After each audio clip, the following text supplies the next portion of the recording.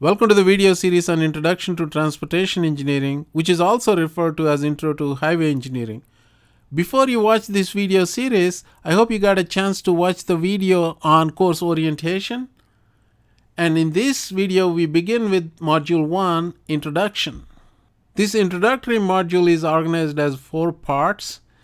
In Part 1A, which is this video, we are going to talk about the economy and the transportation system. The economy and the transportation system. What do we mean by transportation system? Well, we'll talk about it a little later, but first, the best way to get you interested or motivated, if you prefer that word, is to show you the money. In transportation, that is. Do you know how much you spend on transportation in your household? Probably it will take some time for you to compute that. But an easier question to answer would be, in your household, do you spend more on food or transportation? The answer may be a bit of a surprise to some of you. People spend a lot more on transportation than what they normally spend on food. The data source for the chart you see here is Bureau of Labor Statistics, or in short, BLS. And as you saw in the previous chart, the winner of the top honor for household spending in USA is housing, followed by spending and transportation in second place.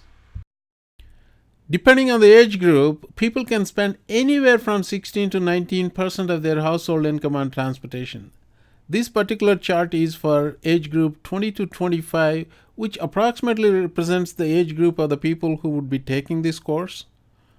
For other age groups, the numbers are similar but not drastically different.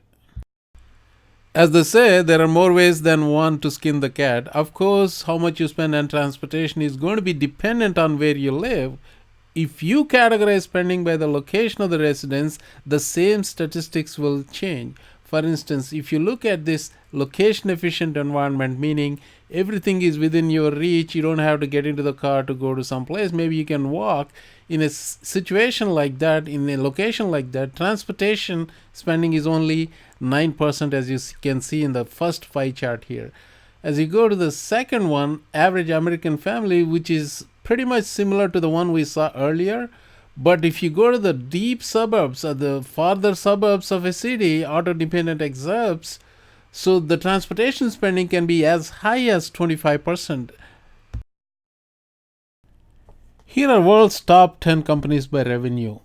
Royal Dutch, Walmart, Sinopec, BP, ExxonMobil, PetroChina, Volkswagen, Glencore, Total, and Toyota Motors.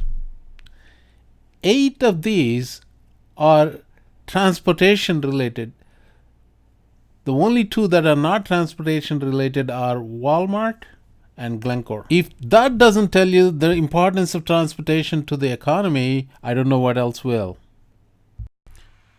Let's dig a little deeper into these numbers.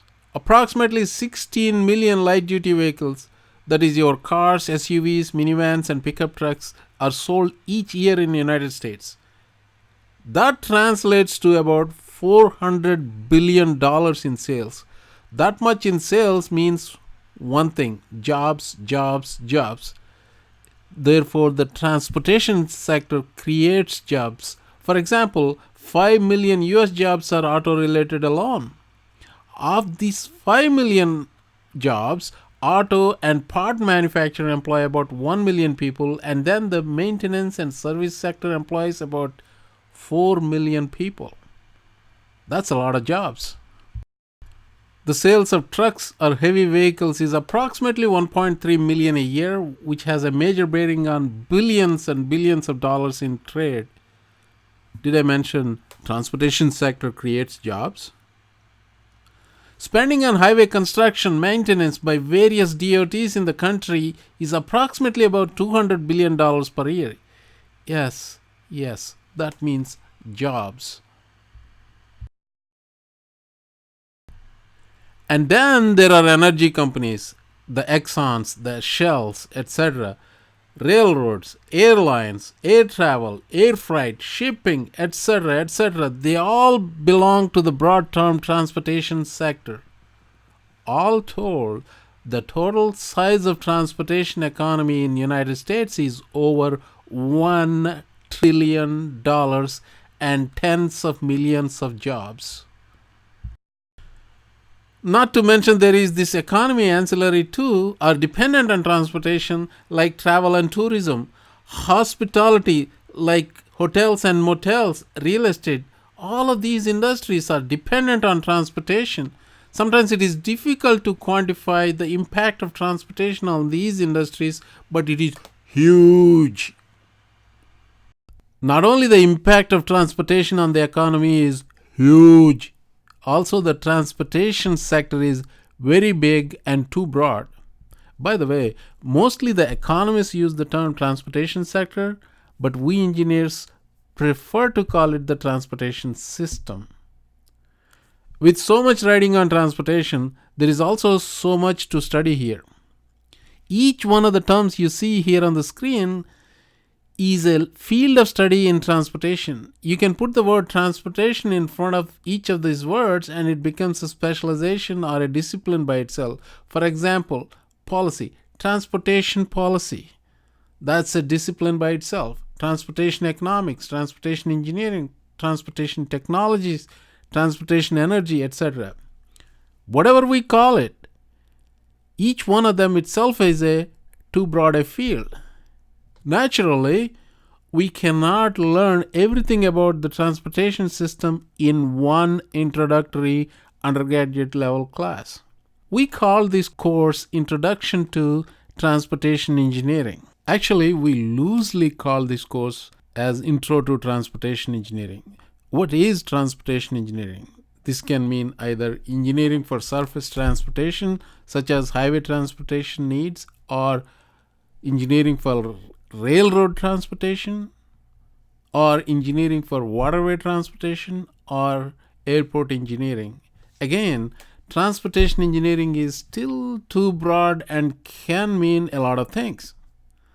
So what we essentially deal with in this course is very specific to highway engineering. In other words, more correct name for this course is highway engineering.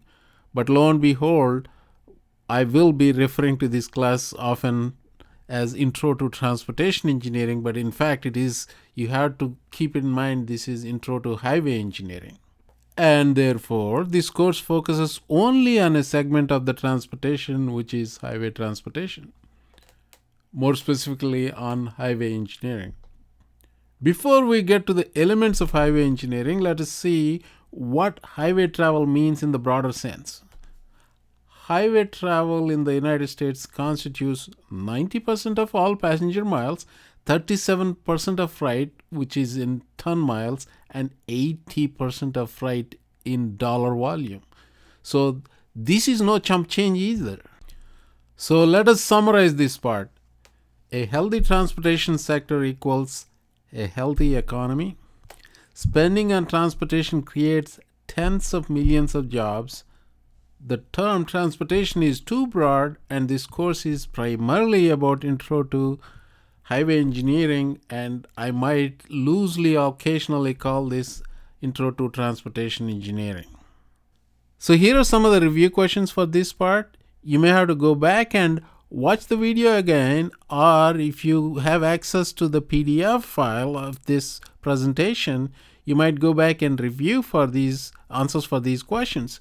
So for instance, the rank of household spending on transportation, where it ranks, and what is the approximate range of person's household spending on transportation, and approximate annual spending on highway construction and maintenance, and highway travel share of passenger miles. All these things are some of the important items that might appear in one of the quizzes.